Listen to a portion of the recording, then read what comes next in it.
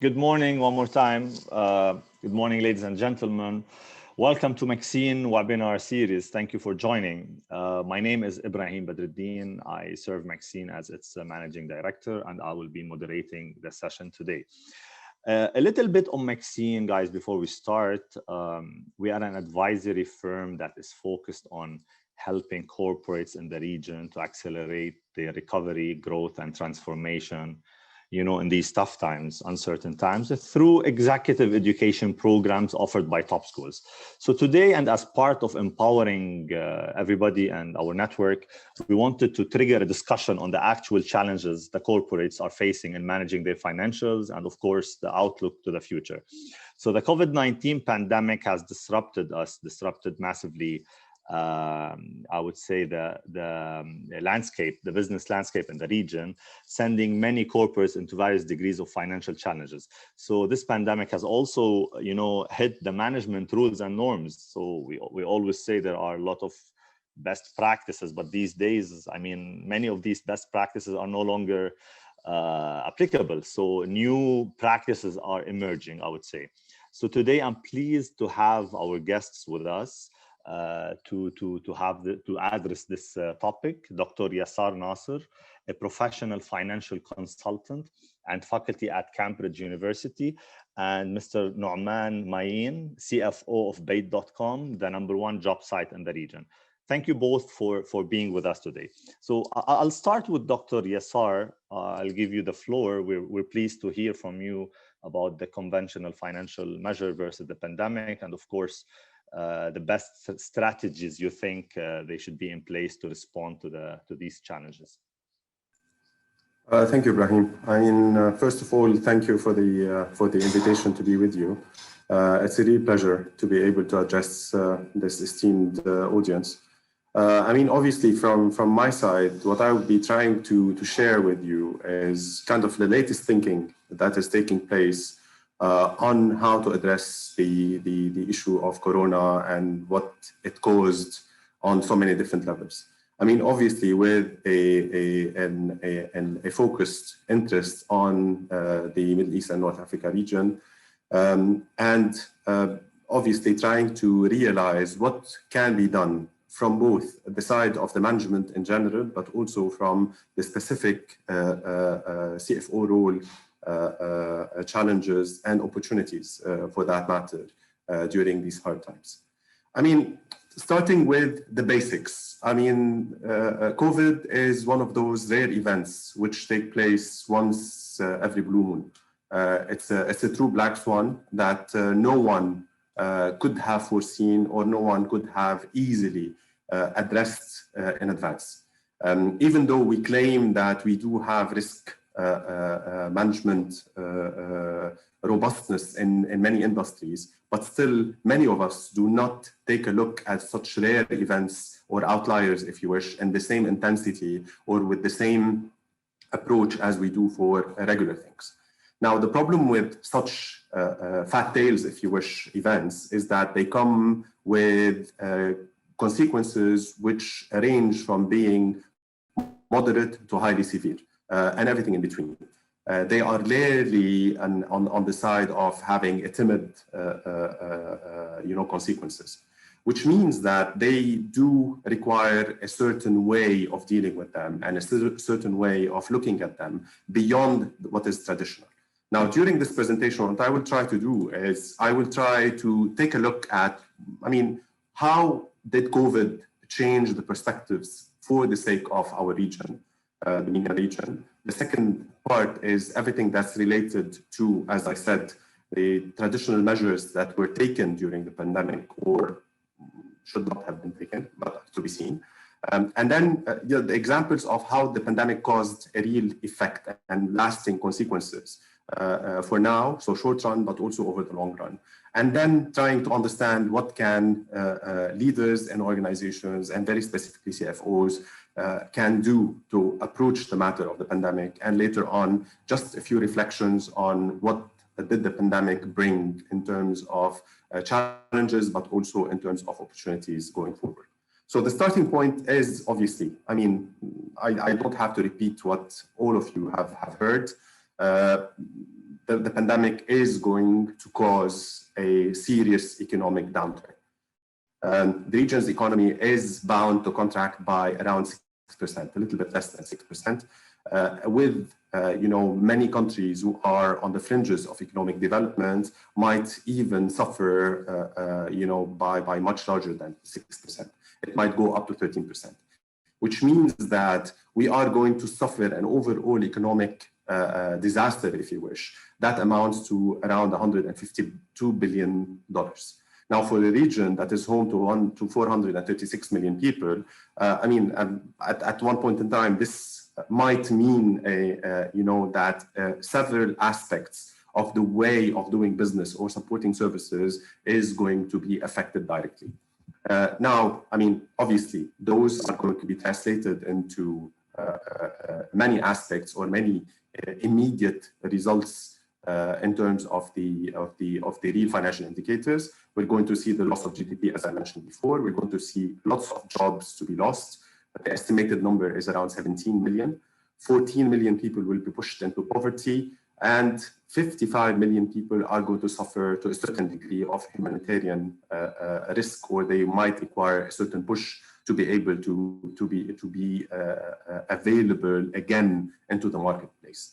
I don't want to go through the gloomy picture in one go, but it's obvious that unless we as business leaders or as people who are trying to understand how the wave is going to emerge and what do we want to do to tackle it, then unfortunately we might be some of the people who will suffer the consequences of this pandemic. Now, as I started saying, effectively this is a rare event. And initially, people did not take it seriously. And because they did not take it seriously, they kept borders open, economy kept on moving as if nothing has changed. You can give several examples, whether from the US, whether from Italy, or from other places, but also within the region, where things kept to a little bit under control at the beginning, but then things went completely out of the normal or the ordinary. But that's because we took the conventional route out of the pandemic. We didn't understand that this is something that has a real consequence, and it's something that is rare as an event. The last time such a pandemic happened was in 1917. Unfortunately, it caused the loss of around 50 million people in terms of livelihoods, but also it pushed in many economic thought theories into the First World War and the Second World War and the economic depression and all the other consequences which we usually see when we hit economic problems. Now, in the region and beyond the region, many people started adopting the regular measures. We call the conventional measures. What did they do? They started, scaling down. They started shutting out some shops. They started reducing their output, but they didn't think beyond that. Later on, when travel restrictions became the norm, when things started to, really sink in, and we started seeing the effects of the pandemic, then we started thinking, oops, no, this might last for longer than what we had imagined, and the traditional conventional measures are not going to help. Now, to give you a very simple example, what does it mean to deal with this problem as a regular issue or as a real pandemic with a serious problem? I'm going to just take a look at two different aspects. The first aspect is the industrial aspect. From an industrial point of view, what we have seen is firms truly, from an advanced electronics, aerospace, defense, automotive, assembly, all of them, who employ the most number of people, suddenly started suffering from a direct hit to their bottom lines because of the pandemic. Because the pandemic hits sales, it hits the margins, it hits their growth potential. But what is even worse is that for those companies who were not ready to engage in an e-commerce platform, or they were not ready to reap the benefits of working remotely or being able to provide their services from afar, they were the ones who suffered the most. And as a result, they ended up being on the losing end, and many of them, did not, I'm not going to say they did not grow, they actually went downhill, while others were able to pick up. Very specifically, payment services using fintechs, abilities to contact your providers using electronic means rather than the work. I mean, this webinar is the best example of what the technology can provide, but at the same time, it prevents us from the direct interaction with the other party, which means that we will have to do an excess in terms of efforts and energy to be able to reach out. But, and on the other side, and because the region is highly dependent on one form of commodities, which is the energy side, I mean, it's important to think as well how this is going to affect us going forward. I mean, the demand for natural gas, if we continue in a muted recovery point of view, i.e. in a situation where things are going to move, but they're not going to move that fast, we see that this is portrayed in the black line. The blue line will tell you a situation where the virus becomes, to a certain extent, contained. This means that not before 2023 that we are going to start seeing a return to the pre-COVID levels, which means that we are going to kind of lose 2 or 2.5 years of actual production, of actual sales, of actual returns, of actual revenues, which is definitely going to be translated in so many different ways in the economic channels, because it will affect us as well as business leaders or as people who are in the production or in the capacity making. Now, oil has a different problem, because the oil means that if we continue with a muted recovery, it will not get back to its pre-2019 levels till 2024. So that means more loss than usual. And it means that at one point in time, again, the cash flows which the region depends on might be muted, or they might even suffer for a period of time. Same for electricity. I mean, obviously, for some people, the claim here is that internet has replaced electricity as the major kind of demand function. But still, no matter how you flip it, without electricity, we don't have production, we don't have ability to reach our clients. Again, the same problem that we see here is that it will take time before we reach back to our original levels. What does this mean? It means that effectively we are going to suffer for a period of lost years. It might be 2 years, it might be a year and a half, it might be 3 years, no one knows. It all depends on the way we manage through this crisis and the way we build appropriate policies. I'm talking about the macro level before we talk about ourselves on the micro side, to enable a better understanding of the challenges that the pandemic has caused, and then accordingly, how do we want to address them? Now, obviously, the macro challenges that we see in the region, they are different in terms of levels. You see in many places, governments have acted fast. They went through a full emergency mechanism, if you wish, and other governments which took it at ease. And you can easily imagine who's going to end up on which side of the equation with time. Now, this takes me back to ourselves. What do we want to do? Now, I have divided the outlook, if you wish, into 2 sections. The first is us as leaders, and the second one as us as financial managers or CFOs or people who are responsible for strategic finance. Now, from the point of view of the leadership of any institution, of any organization, what has emerged as the key finding out of this pandemic is that people are your most important, but at the same time, the only asset that the organization truly has. Because, when offices are shut, when production facilities are not available, when things are not able to move in any direction, the only thing, between quotation, it's not a thing, but that kept companies alive are effectively the perseverance of its own employees, and the people who decided to work from home regardless, the people who decided to connect regardless, the people who went and defied sometimes measures to be able to connect with others or to connect with suppliers or to connect with clients to keep businesses afloat. So the first thing is, people are very important. This is the major key finding, and this is why I kept it all by itself on a slide.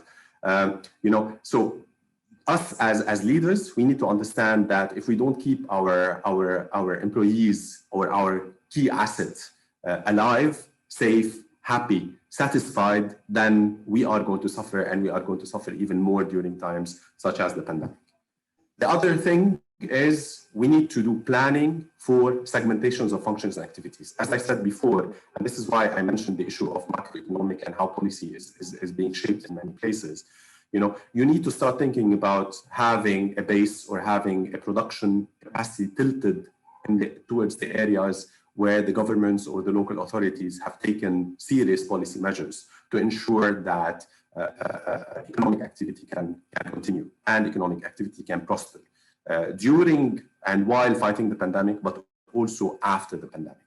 Now, diversifying your supplier base, diversifying your customer base, diversifying your ability to reach out is crucial in that perspective. Now, the third thing, investment in technology and infrastructure.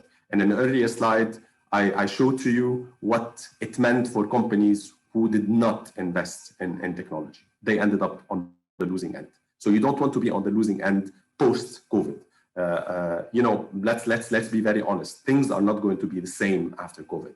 Regardless whether the virus has been contained or not, people will determine their ability to work in some specific settings from now on. BP, for example, made it a policy from now that its employees will work 2 days from home rather than go to any office, which means that it's a wave that will continue to grow. And as a result, it will determine the way we have to look at pandemics going forward. If this thing hit us now, and the last time it hit us was in 1917, we need to be ready in case something else hits us rather than 100 years later, maybe in 20 years later, or 15 years later, or maybe 5 years later. So we need to be ready and we need to prepare the infrastructure accordingly.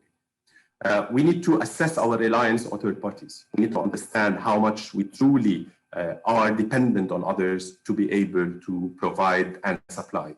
We need to customers and to keep them satisfied like we are doing with our key employees.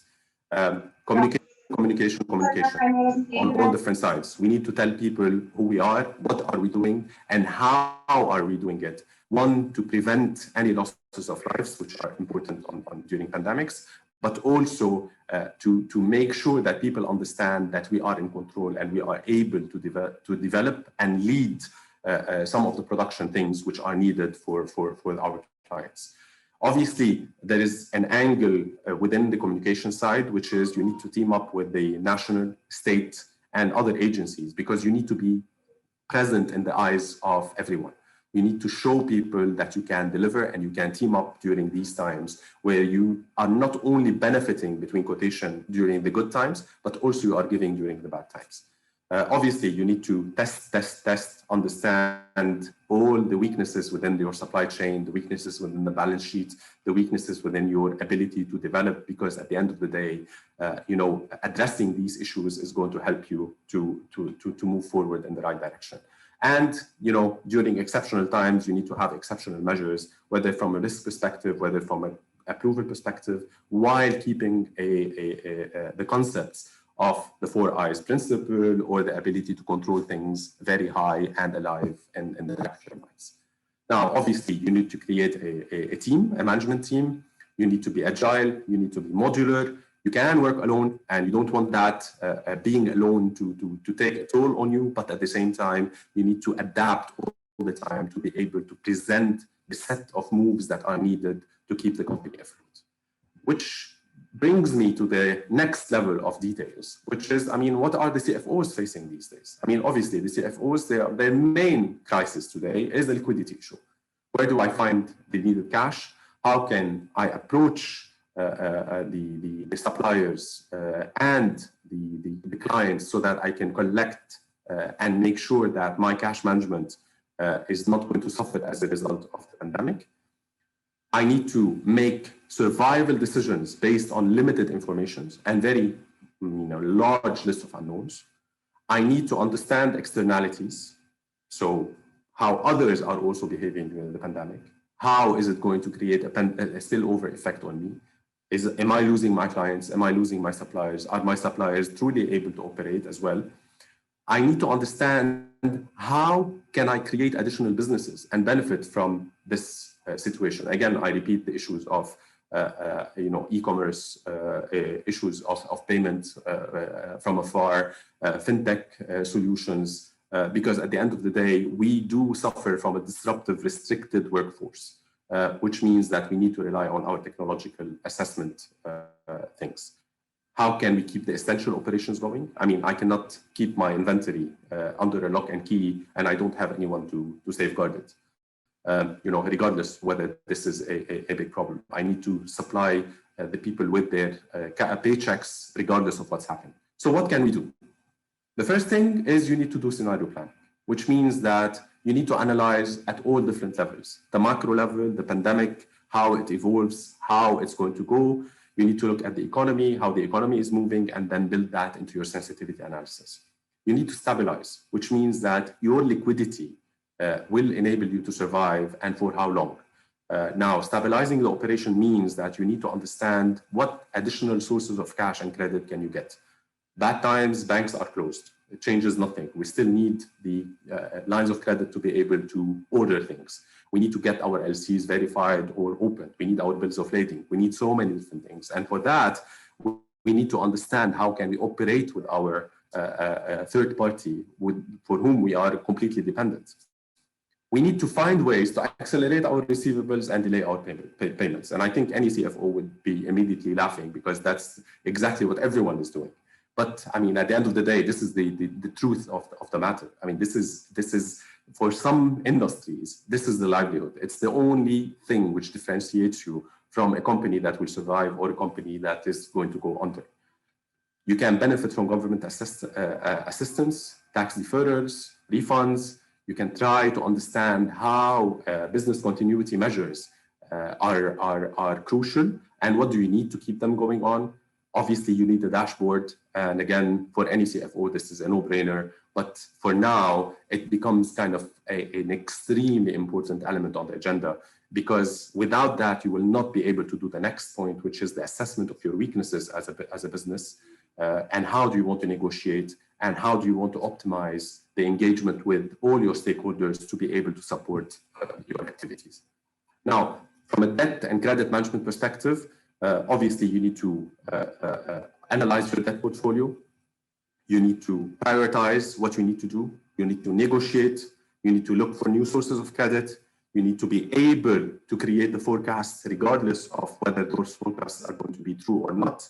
And at the same time, you need to find a better strategy in terms of creating a lender. I don't want to go through that a lot because I think Nauman is going to cover some of those aspects as well in his interaction. Now, before I leave you with these thoughts, I need to leave as well a few thoughts about the future. I mean, this is the way about strategic thinking. You know, we are going to face more pressure about nationalism rather than globalism, which means many people are going to close rather than open. And this will affect businesses. This will affect liquidity. This will affect clients. This will affect the way we do business. We are going to face lots of technological drivers, and we are at only the beginning of the wave of what it means to employ technology in the way we do things, okay? We are still afraid, between quotation, simply because we are concerned about our livelihood. But the moment the virus is not there, then we are going to start building on the foundations that we have seen in terms of technological advances during the COVID era. There are society drivers as well. When I say society drivers, it means that many societies understood that it's much easier to employ people without, you know, the social contract, if you wish. So without the strings attached. You just go from work from home, we'll sign a consulting agreement, and we can cancel that one whenever we want. This is a pressure as well.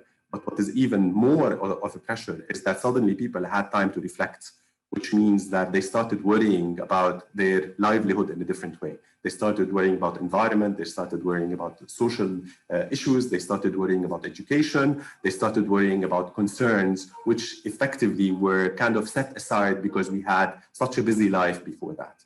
Also, the workplace transformation, I did mention that before. Many companies are thinking of moving into a situation where they're going to work from home rather than working from an office, which means it's savings of workspace, rentals, electricity, communications, etc. But that cost is being pushed onto the employees. How are you going to compensate those as well is something which will remain with us when the pandemic ends. And finally, again, I don't want to leave you on a negative note. Actually, it's a positive note. everyone still thinks positively about the economy, regardless of how much time it takes to recover. But people want that recovery to happen, because then what you are going to see is a behavioral change in the minds of the people, where they will consume more, they will spend more, and accordingly, you will be able to return to a certain level of normalcy, okay, which we, at one point in time, we had to suffer from as a result of the pandemic. Majority of executives think that the macro and the micro things are going to evolve in the right direction, regardless of the fact that it will take a while. So, I mean, the last thing I'm going to leave here, this platform with is, plan and learn from the episodes, because there are lots of opportunities. There are lots of good things that might evolve from bad ones. For those who manage to learn from them, they are going to be winners. For those who don't, then unfortunately, they are going to kind of completely drop that episode, and they are going to look back with a certain feeling of regret that we didn't learn anything and we didn't plan for the future. And thank you, and I look forward to your questions. Perfect. Thank you so much, Dr. Yassar. You actually left us with some interesting and exciting insights. I'll save my question or two till the end, and reminder to everybody on this call that at the end of this call, I would say the last 15 minutes, we will be dedicating it to taking your questions, and we would love to hear your input on what both sessions would bring up. Thank you again. Good morning, Nauman. We're glad to have you. So we're excited to hear your story. The fact that you are leading, or I would say you're holding the CFO role. Speaking of CFO challenges, so the fact that Bayt is carrying a sizable operation in the region and has been resilient for a long time. I think you guys have some interesting stories to tell us about how you have been facing this pandemic. So please.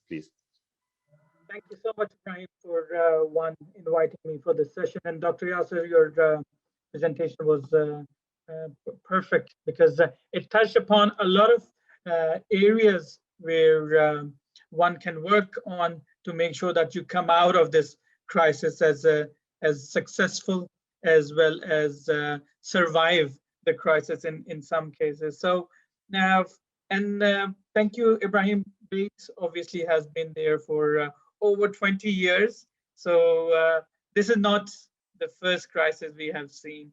And we have gone through a crisis in 2008, and where it was more of a financial crisis, versus now, which is we are going through a pandemic, which touches upon each and every single person's life. So for us today, I would probably reiterate some of those points which Dr. Yassar mentioned, but from a practical perspective, because that's what we have done.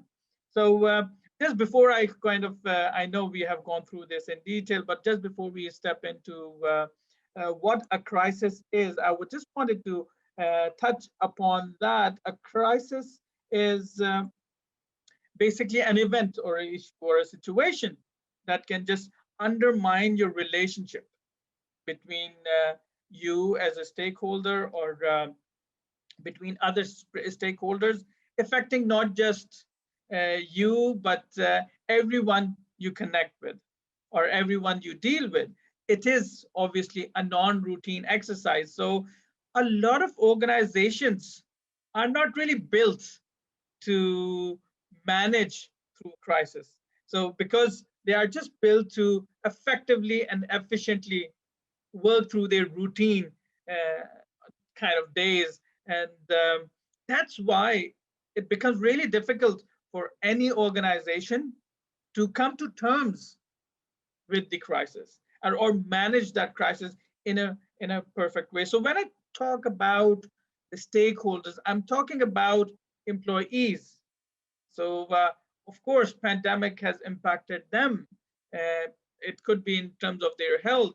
It could be in terms of their remote working, or it also affects the supply chain. How do you get your goods in, or how do you manage the whole supply chain? It affects your operations, and of course, it impacts your revenue. So what these 4 points are what is impacted you as an organization, or where does it touch upon? Who were the stakeholders that got impacted? It was your employees. When you talk about supply chain, you talk about your creditors, you talk about your customers. When you talk about operation, how do you get the inventory in? How do you pass that inventory on to your customers? Or what are you selling is how can you get that or get it delivered to your customer? And when I talk about revenue, we're talking about the stakeholders within the organization.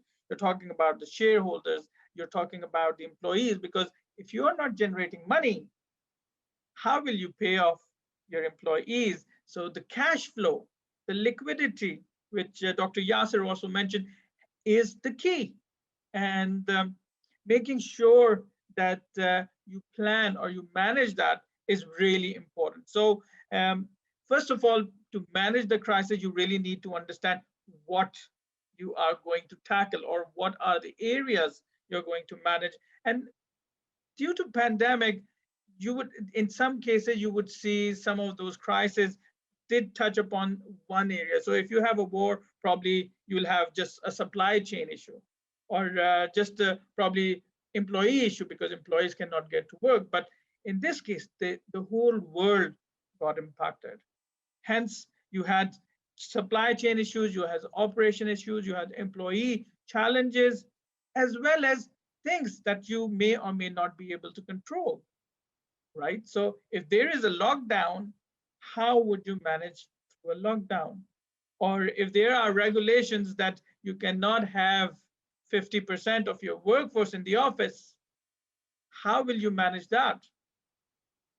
Now, when we are talking about all these key stakeholders, what we tend to forget is whatever we do is going to have an impact on us as an organization, as the reputation of the organization. So it is really important that you go through the crisis, understanding who your stakeholders are and how do you manage those stakeholders. And that's and I will obviously touch upon how we continue to manage these stakeholders within my presentation. So, and Dr. Yassar also touched upon quite a few things. He touched upon communication strategy, and you will see that in my next slide as well. And you will see the team he was referring to, how you should possibly do a modular teams to challenge or to manage areas. So one thing that after the whole crisis, identifying the stakeholders, what you will see that, and I wanted to add this here, is because this is affecting all of us, right? So what did the impact really turn out to? And this is, I picked up from a survey done recently. The top 3 challenges that an organization faced were sales decline, insufficient liquidity, and supply chain. So if you see the number of respondents that came, that responded to this specific survey, said 59% they face a decline in their sales, or the insufficient liquidity. 43% of them faced insufficient liquidity, or supply chain was impacted by 65%. So if we are 100 people in this room, 65 people face that challenge. Or if we had 100 people in this room, 59 people faced sales decline. So this is certainly a global pandemic. This has certainly impacted each and every one of us. If it you didn't face it in sales decline, probably you faced it in insufficient liquidity, because if you were not facing that decline, probably your suppliers were, your customers maybe. So they may not be able to pay you on time. So how do we tackle that? And thank you, Dr. Yassar, for mentioning communication. Communicating intensely is the key. And the reason is that what you want to do is make sure that you set the direction. You set the direction for your team. You get alignment across board with your team within the organization. And of course, this preparation leads to, this communication leads to preparation. So you are prepared. The nature and speed of these disruptive events really require that on the ground support remain closely aligned with the goal of ensuring business continuity and a strong recovery, right? So if you want to get there, you need to communicate intensely within the organization, with your employees, with your team members to make sure that you align your goals, you are prepared. And that communicate intensely is not restricted just within the organization. So once that pandemic started, and I still remember that it was March, and the first thing that we did after the lockdown was to have a town hall.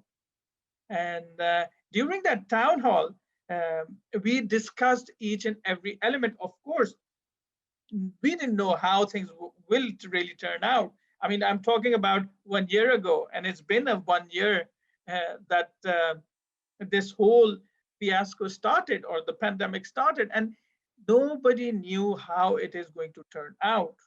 But still, we were there communicating, making sure that we are in this together. And the idea was that first we align within the organization, then you reach out to your suppliers, then you reach out to your bank, then you reach out to your customer. You really need to understand that if you are going through this, and I showed you, that's why I showed you the percentages. If you're going through this, 60% of the chances is that somebody else is also going through the same issue. So you need to communicate with them. You need to reach out to them.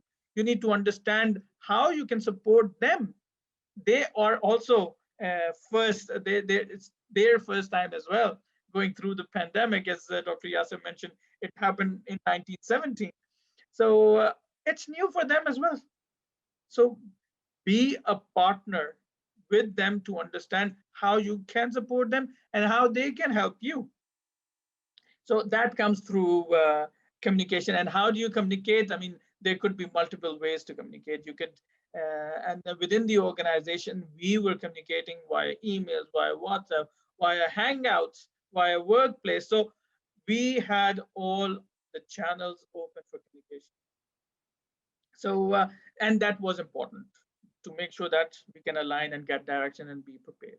So that's on the communication side. Now, in terms of after communication, what I mean, the next best thing, and I think again, so in this terms, my presentation is also aligned with Dr. Yassar, because he mentioned communication is the key, and then put people's first. So at the end, who is going to deliver for you is your team, right? People drive the organizations. So have the right people in place. And this is a time as employee or as employees to think deeply about the fit within your organization, right? So you want to really look into who do you have as part of your team, and how can you engage them? How can you start making them work towards getting us out of this crisis, right?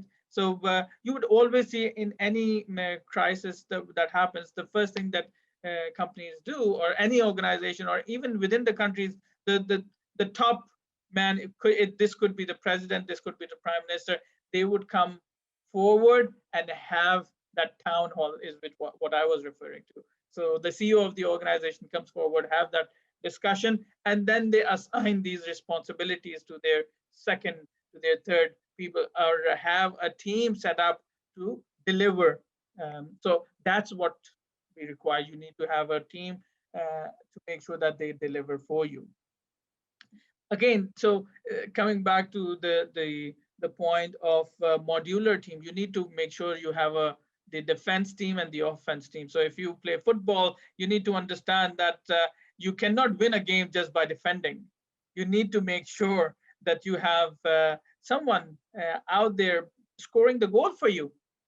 So for us, it was within our organization, it was important that we did that clear classification.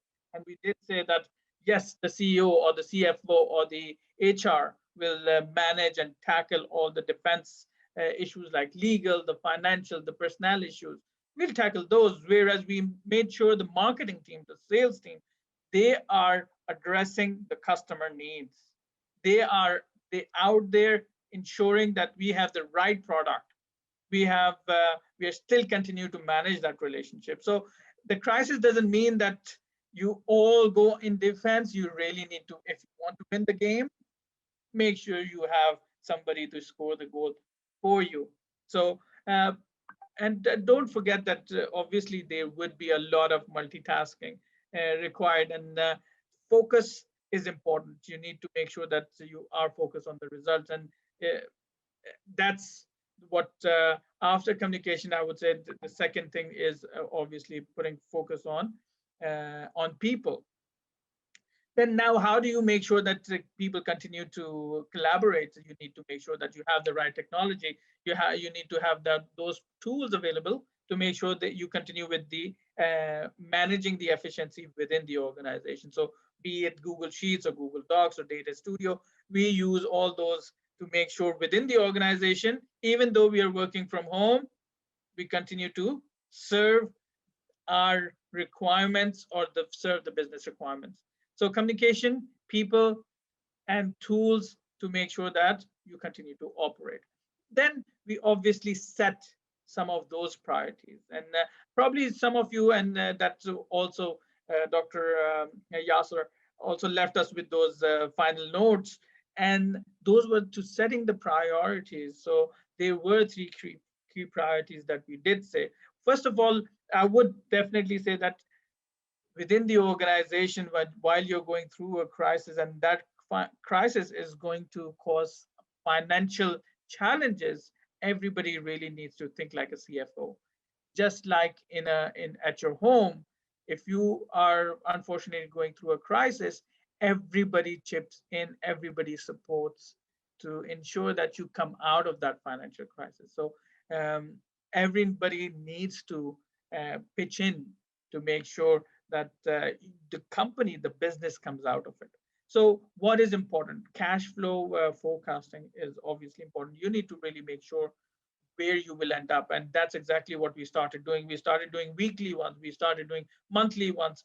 Depend how, as we moved through the crisis, we made sure that either we were doing it monthly. Once we were more settled, we started doing it in 3 months. Once we were better off, we started doing it 6 months. So the idea is that you have the eye on the ball, because cash is king. You need to make sure that you have enough to ride through this crisis. Then, of course, we went through the reduction in spend. Where can you save? And it's key, right? Even at home, if you have the financial challenge, the first thing you will do is probably reduce the spend, unnecessary spend, or spend that you can cut back on. But at the same time, so don't forget that you still need to continue to plan ahead. So not have everybody in the defense. Make sure you have a plan. Make sure you are revising that plan. Everybody's going through the pandemic for the first time. So make sure you go back on that plan, revise it. It is important to bear in mind that short-term solutions that might reduce a direct cost, but possibly shortchange the stakeholders. It could be your employees, or it could be your customers, it could be your shareholders. So yes, in short term, reducing cost is important, but if a decision harms the stakeholders, the negative impact of that on organization reputation will register for a longer period, and the damage will far outweigh any short-term gains. So keep that in mind. But at the same time, so once you set those priorities, remember that this too shall pass. So we are possibly much better off than where we started off in March 2020.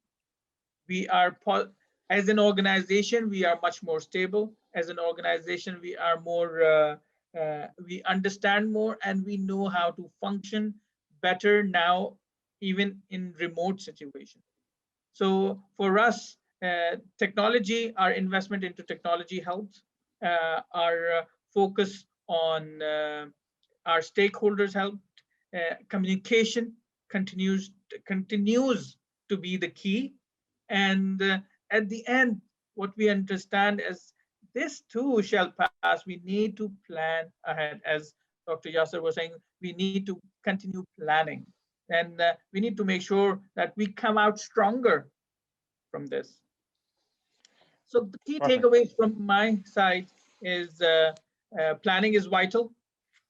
Technology, use it to your advantage. And this is the last slide.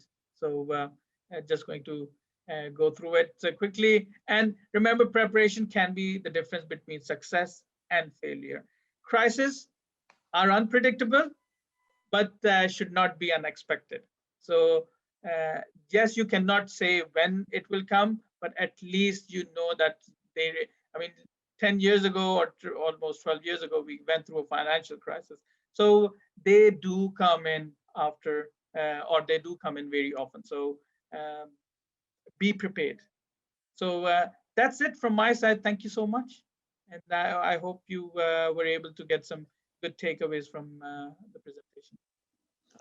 Amazing. Thank you so much, Nauman. Definitely, you helped us in relating, I would say, and that was a relatable story. I think many of us are in need to see some new practices on how companies like Bait and others are actually responding to the pandemic.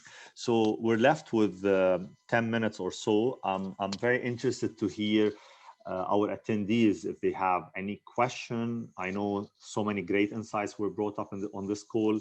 So please, it's either you're free, either you drop your question on the chat, or please unmute yourself and speak up. Yes, can I start? Yes, please, Bahij. You can hear me, yes. This is Bahij George. I would like to ask Dr. Yassar and as well Mr. Nauman. First, thank you guys. It's very fruitful information and refreshment and the kind of a way how to really deal with the pandemic. And it was really interesting session. Thank you, Ibrahim, for coordinating this one. My question is, which all the time we are fighting as operations. My role is GM, and all the time I have argument with our finance manager regarding how to accelerate receivables and how to delay payables, because at the end, it's a supply chain and it's ecosystem. So if I'm working with our main contractor, our subcontractor, he's working with the main contractor. If every one of us use this strategy to accelerate the receivables, which is all of us we are trying to do, and delay the payables, it could happen that all the ecosystem, if they did the same, I will not find anyone in the ecosystem trying to pay on time. And of course, this one at the end is affecting receivables. So we would like the finance team, please, to come up with a different way about the liquidity, because this is really affecting us as a business. If your client has now issues on the payable and he cannot pay for you your receivables, at the same time, you have the same problem with your supplier, and everyone start to delay from end user to main contractor to subcontractor to the vendor, and this becomes a strategy. We will not find any liquidities happening. So this way really need to be a kind of balanced or has a different approach. Otherwise, it's really affecting the whole cycle. Thank you.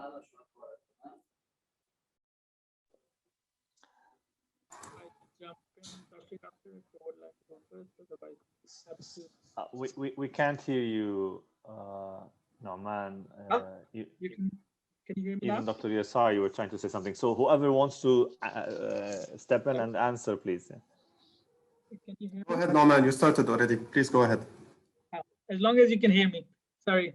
I just wanted to, I know this is the best, this is more of a theoretical question, so best answered by Dr. Yassar, but from a practical point of view, I think what I would just add there is if your cash is king, and we all understand that if you have the cash, you can really get a bargain. So when we talk about delaying receivables or delaying the suppliers and at the same time, same happens with you as receivable or at the receivable end. So, I mean, similar to how whenever you go in a market and the market is down, you get bargains, and that's when if you have the enough funds, this is the time when you will buy a property because you would say, oh, the property prices are so low, and I have cash, I should buy it because then I will take an advantage later because the prices will appreciate. Similarly, this is the time when you can speak with your supplier that, look, I'm willing to pay now, give me a 10% discount. I'm willing to pay after 30 days, give me 5% discount. So this is something that probably with communication you can tackle and take advantage of it. Of course, if you have the cash in hand, but yes, it is a cycle, but you would find people will take advantage of it who have cash in hand. So Dr. Yassar, over to you. Yeah, thank you. That's a very good point, and I would add to it two more. I mean, the first one is related to the way some policymakers in other places decided to react to this problem, because what you mentioned, Bahij, is a real problem. I mean, at the end of the day, your fear about the whole ecosystem collapsing is a real one. So what you have seen in many places in the world, you've seen the policymakers or the regulators or the governments, they have decided to do two things. The first thing, they stopped asking for immediate receivables which pertain to the states. So for example, the tax payments, everything that can be deferred, they immediately deferred it because they want you to keep that cash and distribute that cash to your own suppliers. And then accordingly, things will become kind of much better going forward. That's the first thing. The second thing, which they did as well, is that they created an immediate liquidity fund that many companies can come and tap into them. Now, in places in the Middle East, again, I did mention during my presentation, is that we are living in a spectrum where you had governments who acted in a very intelligent way. They immediately enacted policies to help the businesses, while others were just on the sleeping side, let's put it this way. Now, if you are on the sleeping side, all what I can say is you have to adopt a negotiating tactic. That's the only thing you can do. And as Nauman mentioned, at the end of the day, you just need to find some elbow room within your payables, receivables to create a strategy where you can get your cash in. In places where you do have a policy imperative, if you wish, to support you as a business, then in this case, go and get that as fast as you can. Ask for a tax deferral, ask for a different way to be assisted by the state or by the authority. Yes, thank you, Dr. Yassar again and Nauman. Our main problem, I think, also in the market, and maybe you can sense this one or you can feel it, is it became a culture or a habit that everyone is delaying the payment. So this is another really challenge. So this culture needs to be a little bit changed because cash is king, yes, but if I have the cash and I can continue the business in the ecosystem, it will help everyone, but everyone is start to keep the money, keep the cash with him. With the concept is, I will delay the payment. So this is another actually fact we are facing, all of us, especially in the construction cycle, unfortunately. Thank you guys for response. Thank you, Bahij, for the question. We got 2 more minutes. I have one question from Afnan on the chat. So one question for Nauman, one question for Dr. Yassar. So I'll start with Nauman. What technological investment Bayt already made before the pandemic and made the transition during COVID easier? Okay, so that's a great question, and this is probably the forward thinking that we have in the organization, the element of ensuring you are making sure that technology is the driving force within the organization. So things like Hangout, things like, I mean, I'm just picking up the smaller things. So there are things which require heavier investment, but I'm just talking about the basic one. So for example, collaboration tools like Google Sheet, like Google Docs, those just helped us in terms of our just collaborating on certain documents. So for example, you used to share, send your Excel sheet via email. Now you can work on that Excel sheet via Google Docs. So that's one of the smaller investments I would say that we did. But I mean, if I rewind and go take ourselves back 10 years, this is when we invested in our ERP system. The ERP system back then, and I'm talking about 10 or 12 years ago. So we invested into an financial ERP system on the cloud. So back then the cloud was again just more or less a technological term which people didn't understand, but now everybody puts their personal pictures. At that time, people were thinking, oh, how can you even put your financial data? Is it safe to put your financial data on the cloud? So there is always some forward thinking that needs to be done. And all of those helped us to transition to a remote working. I mean, it's been a year since we have been to the office. So we have been operating from home for almost a year. So all those investments are now reaping us benefits. Excellent, excellent. Thank you so much, Nauman. One last question, and I guess we can conclude because I know that our speakers have commitments. That question is for Dr. Yassar. I think it's a straightforward question. So what is the one thing that employees can do in their companies or in their roles to support the company financials? So this question reflects like he's trying to be nice to the company. So how can he be nice to the company? I think just by the mere fact that you are delivering while you are sitting at home and you are afraid for your own livelihood, you are afraid for your family, you have so many different concerns. And in many places, and unfortunately in our part of the world, you do have other issues like security, like monetary security, like problems with liquidity, and you are still, finding the will and the ability to wake up every morning and sit in front of your PC and do some work and contact some clients. And it's already, you're taking your company way forward rather than just, not doing anything. So I wouldn't worry about that. Yeah, so nothing beats hard working during the pandemic. I think that's the best avenue to keeping everybody safe, the company safe, and the role safe. Amazing. So truly, thank you so much, Nauman, Dr. Yassar. We enjoyed the discussion. Thank you for all those who attended. My colleague Elsa will drop on the chat a link for your feedback, just to hear from you. And we want to wish you a great day ahead, and stay safe from wherever you're working, from home, from the office. And thank you. Have a great day.